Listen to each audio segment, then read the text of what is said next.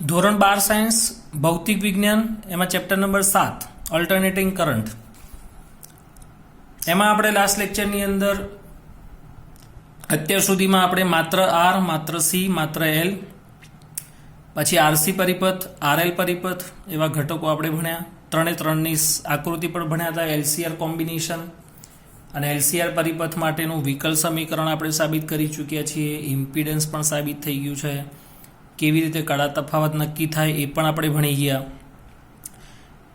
પછી phasor diagram પણ આપણે ભણ્યા છીએ એની ઉપરથી આપણે કેટલાક દાખલા આજે જોઈએ ઉદાહરણ નંબર 7.1 ઉદાહરણ નંબર 7.1 પ્રશ્ન આ રીતે છે 220 વોલ્ટ સપ્લાય સાથે એક વિદ્યુત બલ્બ 100 વોટના રેટિંગ ધરાવે છે તો બલ્બનો અવરોધ શોધો સ્ત્રોત વોલ્ટેજનું મહત્તમ મૂલ્ય અને પ્રવાહનું આરએમએસ મૂલ્ય શોધો સૌપ્રથમ તો પહેલાં મેં આગળ પણ કીધું છે કે ચેપ્ટર નંબર 7ના દાખલામાં જોવાનું કે પહેલાં કયા કયા ઘટકો છે અહીંયા ઘટકની અંદર આપણે વાત કરીએ તો માત્ર બલ્બ જ છે અને બલ્બનો માત્ર અવરોધ જ હોય કેપેસિટર પણ નથી ઇન્ડક્ટર પણ નથી એટલે આપણે એની તો વાત કરવાની જ નહીં બલ્બ છે તો એનો અવરોધ તો હોય જ તો પાવર આપેલો છે બલ્બનો 100 વોટ સપ્લાય 220 વોલ્ટ પાવરના આપણે ત્રીજા ચેપ્ટરમાં તમે 3 સૂત્રો ભણ્યા પાવરના 3 સમીકરણો P બરાબર VI P બરાબર I²R અને P બરાબર V²/R આ 3 પાવરના સમીકરણો છે એમાં આપણે એક પાવરનું સૂત્ર એપ્લાય કર્યું P બરાબર V²/R તો આરને સૂત્રનો કરતા બનાવો તો V²/P તો 220 ગુણ્યા 220 છેદમાં 100 એટલે 484 ઓહ્મ આવશે વોલ્ટેજનું આરએમએસ મૂલ્ય શોધીએ તો V બરાબર Vm/√2 મહત્તમ મૂલ્ય તો મહત્તમ મૂલ્યને સૂત્રનો કરતા બનાવો તો Vm બરાબર V × √2 એટલે 1.41 V બરાબર 220 એટલે જવાબ આપણને 310.2 મળે આરએમએસ પ્રવાહ શોધીએ તો I = V/R તો 220 ભાગ્યા 484 એટલે 0.454 એમ્પિયર થશે નેક્સ્ટ આપણે જોઈએ ઉદાહરણ 7.2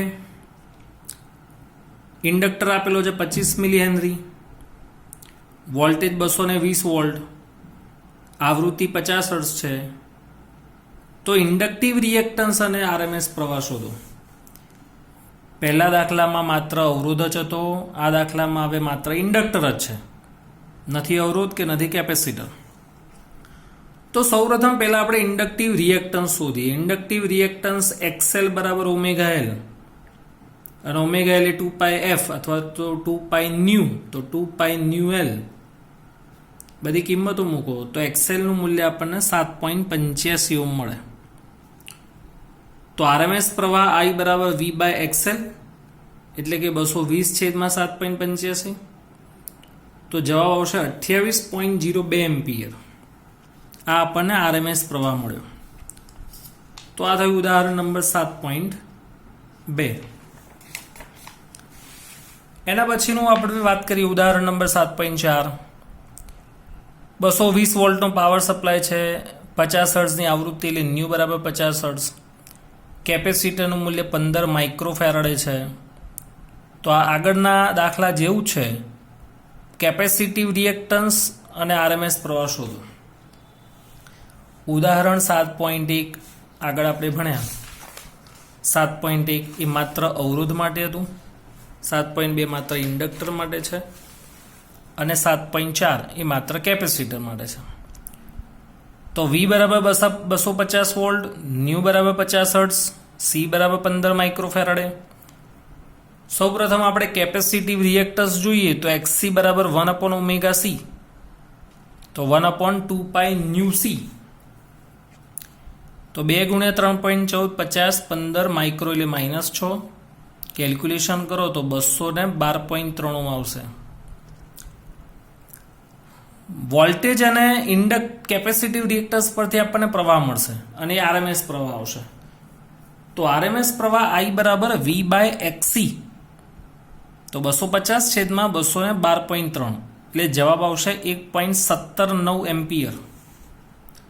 અને આરએમએસ પ્રવાહ ઉપરથી આપણને મહત્તમ પ્રવાહ મળશે. I બરાબર Im/√2, તો Im બરાબર I ઇન્ટુ √2, એટલે 1.41 ગુણ્યા 1.17 એટલે 1.66. હવે પછી અહીંયા એવું લખ્યું છે કે જો આવૃત્તિને બમણી કરવામાં આવે તો કેપેસિટિવ રિએક્ટન્સ અને પ્રવાહના મૂલ્યો પર શું અસર થશે? આવૃત્તિ એટલે ન્યુ. આવૃત્તિ જો બમણી કરવામાં આવે, ખાસ ધ્યાન રાખજો, આવૃત્તિનું મૂલ્ય બમણું કરવામાં આવે તો કેપેસિટિવ રિએક્ટન્સનું મૂલ્ય અડધું થશે.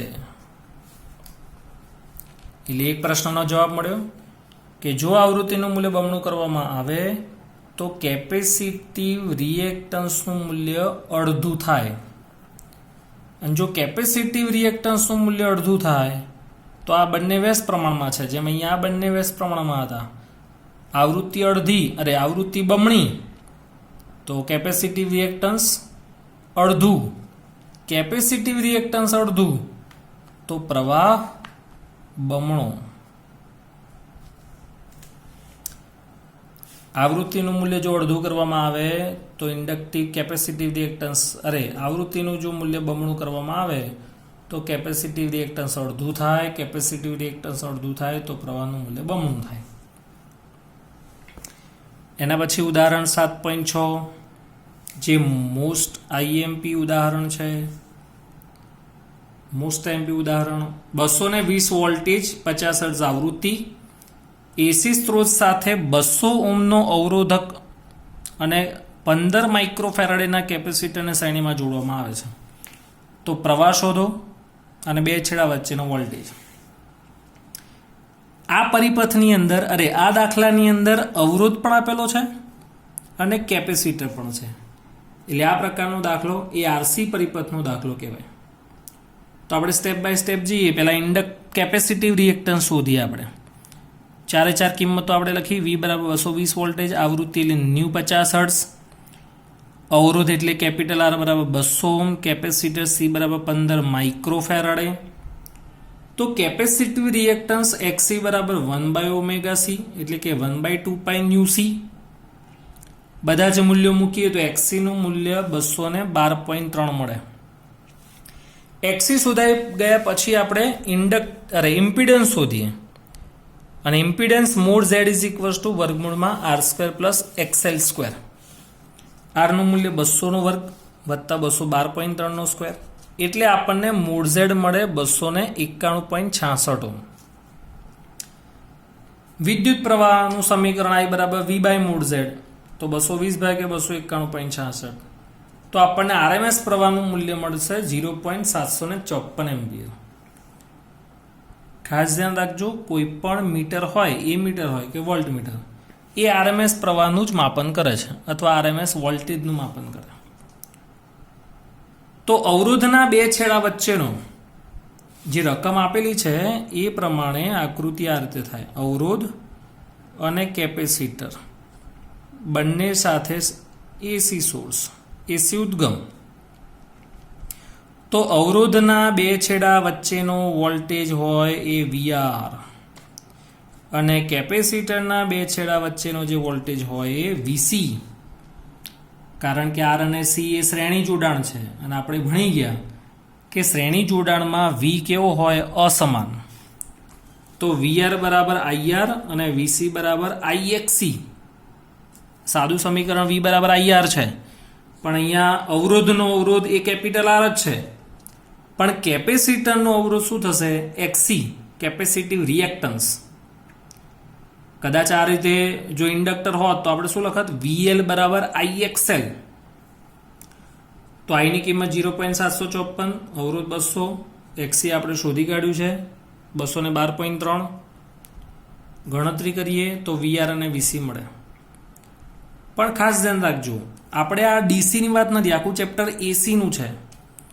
તો આપણે ડીસીમાં શું કરતા હતા કે V1 + V2 કરો ને તો ટોટલ V આવે. V1 + V2 બરાબર ટોટલ V આવશે. કદાચ ત્રીજું ચેપ્ટર તમે ભણ્યા હો તો પ્રવાહ વિદ્યુતમાં આપણે અવરોધ માટે એવું કરતા હતા કે શ્રેણી જોડાણ હોય તો V બરાબર V1 plus V2 plus V3 થાય, પણ એ ડીસી માટે. એસી માટે પરિણામી વોલ્ટેજ કેટલો? તો વર્ગમૂળમાં VR square plus VC square, અને આ બંનેના મૂલ્યોનો વર્ગ કરીને સરવાળો કરીએ તો વર્ગમૂળ કરતાં આપણને એસી વોલ્ટેજનું મૂલ્ય આપણને પ્રાપ્ત થાય. કેટલું? તો 220 વોલ્ટ.